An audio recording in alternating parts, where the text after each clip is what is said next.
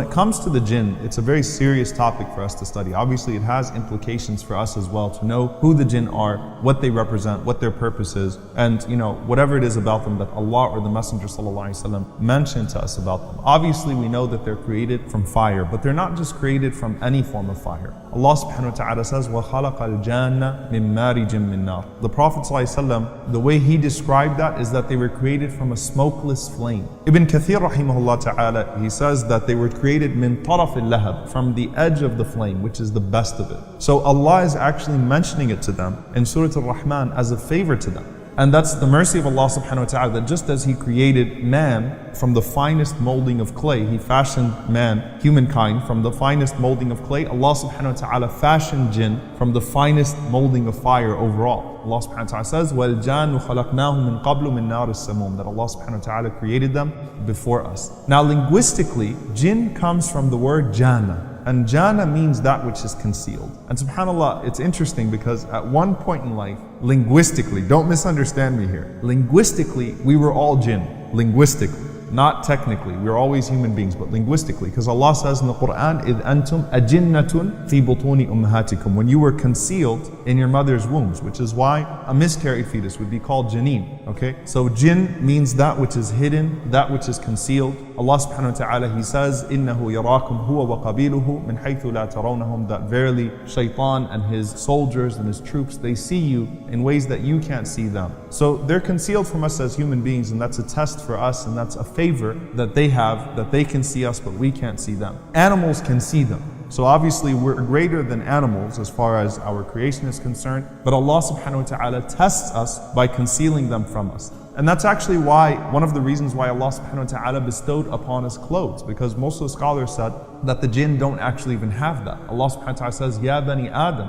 O son of Adam, O children of Adam, قَدْ أَنزَلْنَا عَلَيْكُمْ لِبَاسًا يُوَارِي سَوْآتِكُمْ, that verily we have bestowed upon you clothing so that you could cover yourselves, warisha, and so that you could also adorn yourselves. So part of it is that we cover ourselves in front of one another, and that also Allah subhanahu wa ta'ala gave us something to conceal ourselves in front of the jinn that are around us that we're unable to see. Now obviously in that fascination of jinn, subhanAllah, likewise you have a lot of theological deviation. So you'll find that the mushrikeen, the pagans of Mecca, as we mentioned, they called the angels the daughters of Allah subhanahu wa ta'ala, Banatul Rahman. They also went so far to call the jinn the brothers of Allah subhanahu wa ta'ala. So they assigned a gender to the angels, which is obviously inappropriate because the angels have no gender. And then they assume that all the jinn are men, and even worse, they're the brothers of Allah subhanahu wa ta'ala. Okay, so obviously Allah is free from the jinn and free from anything in that regard. The jinn do have genders. They're a male jinn and they're a female jinn. The Christians, on the other hand, they don't actually believe in a separate creation of jinn. In Judeo-Christian thought, they're all just fallen angels. The entire concept of demons is a race of fallen angels. And obviously, as believers, as Muslims, we separate between the angels and the jinn altogether, which is something that we view as a mistake theologically in Judeo-Christian thought. Now, what it is about the jinn is that they are mukallafun. They're just like us as human beings. They're mukallafun, which means that they are responsible for their actions. They have free will, just like human beings. And Allah subhanahu wa ta'ala, He says that the jinn said to the Prophet ﷺ, وَأَنَّا مِنَّا الْمُسْلِمُونَ وَمِنَّا الْقَاسِطُونَ, that we have some amongst us that are believers, that have submitted themselves to Allah subhanahu wa ta'ala, and we have some amongst us that are, rebellious transgressors, that have rebelled against Allah subhanahu wa ta'ala, like the shaitan,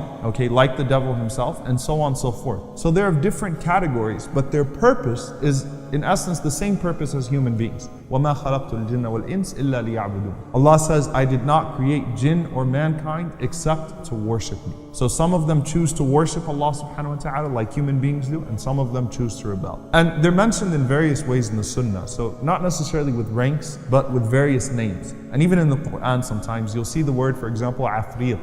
And afrit refers to a very strong jinn. Rasulullah sallallahu alaihi wasallam, once when he was praying, he caught afrit. He actually caught one of the very strong jinn. And the Prophet ﷺ, he thought to tie that strong jinn to a pillar in the masjid, but then the Prophet ﷺ, he let him go. So the word afrit is used sometimes in the Quran and Sunnah to refer to a very powerful jinn. Likewise, you have shayateen, the devils, which obviously it's pretty self-explanatory. Any evil jinn is referred to as a shaitan, and they are the shayateen. Then you have an interesting word, which is the word awamir. And awamir are the jinn that tend to live within the homes. Okay, so they're the jinn that tend to settle within homes. Obviously coming from, Amir is someone that takes up residence and that sets up somewhere. And that's what they refer to in the sunnah of the Prophet ﷺ in that regard. And that's how the Arabs used to refer to them as well. When they refer to a jinn that was inside the home, they use the word awamir. Okay, now obviously this entire realm, whether they're good jinn or bad jinn, we're to show aversion to them as a whole. We're not supposed to interact with this realm. We're not supposed to take steps to try to reach out to good jinn or so on and so forth, because we don't really know. In essence, our interaction is limited, so we wouldn't even be able to tell who's truly a good jinn and who's truly an evil jinn. And some people make that mistake of trying to actually communicate with good jinn to do good things, and it actually ends up backfiring on them because that jinn that they were communicating with turned out to be not so good. So we're supposed to try to avoid that realm as much as we can in general, and obviously take steps in our lives to ward off the evil amongst them, and not to imitate their habits as well, the evil habits amongst them. So the Prophet ﷺ, for example, he said, when one of you eats, let him eat with his right hand. And when he drinks, let him drink with his right hand, because the shayateen, they eat with their left hands and they drink with their left hands. Okay, so the Prophet ﷺ is telling us to avoid being like them in that regard, avoid imitating the shayateen, avoid imitating the evil jinn, and also obviously take the steps to protect ourselves from them and from their harm. Shaitan is an exception in that he lives, Allah subhanahu wa ta'ala has granted him respite and he lives for a very long time. Otherwise, the dua of the Prophet ﷺ that we mentioned very early on, أَنْتَ الْحَيُّ الَّذِي لَا يَمُوتُ وَالْجِنُّ وَالْإِنسُ يَمُوتُونَ. You are al-Hayy, you are the ever-living who never dies. And both jinn and human beings die. In fact, not only do they die, they have janazas, they have graves, they have funerals, they have cultures, they have languages, they have genders, they procreate. So unlike the angels who are just perpetually being created, the jinn actually marry and have children. They have dhurriya, as Allah tells us in the Quran. They have offspring, okay? And Allah subhanahu wa ta'ala has also established some of their attributes in the Quran. So Allah has established their nazar. Allah has established that they can see. Allah has established al-qawl, that they can speak. And Allah has established as-sam',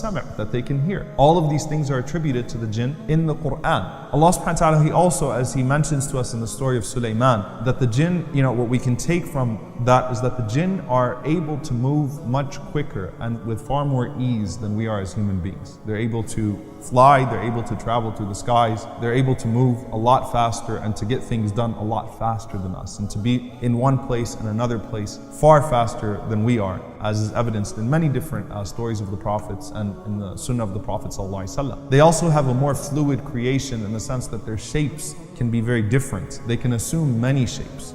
Okay, so obviously, assuming that they can fly would mean that, or we know that they can fly or that they can reach the sky, so maybe they have wings. But, we also know that, again, the Prophet ﷺ mentions to us, sometimes they take an animal shape, sometimes they can even take a human shape. And the Prophet ﷺ, obviously encountered the shaitan once as a human being. Abu Hurairah radiallahu ta'ala anhu, he once encountered the shaitan, the devil, as a human being. Ibrahim alayhi salam, when he was tempted in the places of the Jamarat, where we stone today, he was tempted by the devil who was in the form of a man. Even the enemies of the Prophet ﷺ, the very famous incident of Darun Nadwa, where shaitan came in the form of a human being and suggested to them how to kill the Prophet ﷺ, and then made them the promise in Badr that they would defeat the Prophet ﷺ and the believers, and so on and so forth. So the jinn in their shape, though we can't really draw out a jinn and see how they would look, but they're very fluid in their shape and they're able to assume different forms. Just as the jinn have right upon us, their animals have right upon us as well. So again, it's a very interesting realm, it's a very different realm, but at the end of the day, their purpose is like ours, which is to worship Allah subhanahu wa ta'ala and to overcome desire and temptation and abilities that have been given to them to do that which is right. And subhanAllah, something very powerful here, Imam Ibn al-Qayyim rahimahullah ta'ala, he says that,